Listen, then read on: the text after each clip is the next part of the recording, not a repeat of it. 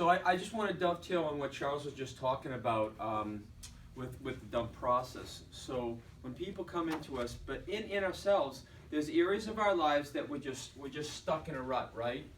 This is a rut. We're just stuck.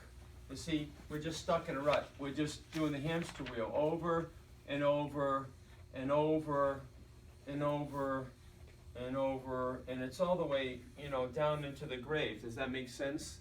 The only difference between a rut and the grave is the depth.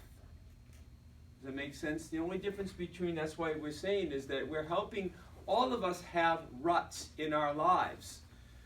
And we just repeat it because we're reenacting it over and over again because of the naivety of when you were programmed. Remember I said yesterday that 93% of the neural tracts are in your brain before you're born. How could you even know what the pattern is?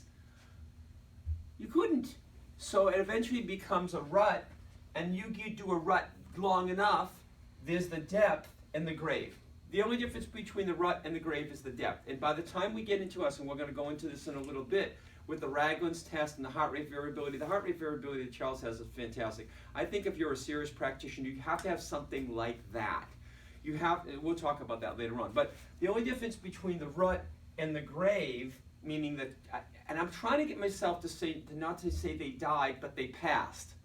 Because they can see more than us. Because people who've had the near-death experiences, they have a higher vibration, where it's solid. But anyways, rut, grave, depth. And so they're coming in a rut. They need us to help them see the rut that they've dug. And so the only way that I know to get out of this rut experience, and then Charles was just talking about it, there's two ways. You can cry enough tears. Let's say you're down here. You're down here. You can cry enough tears to float your way to the surface of the hole you dug. We've dug a hole. We've dug a hole, and we've dug a hole, and now we're almost 6 feet deep. You can cry enough tears, and you will float your way out of that mini grave. You will float your way out. But that's not most people.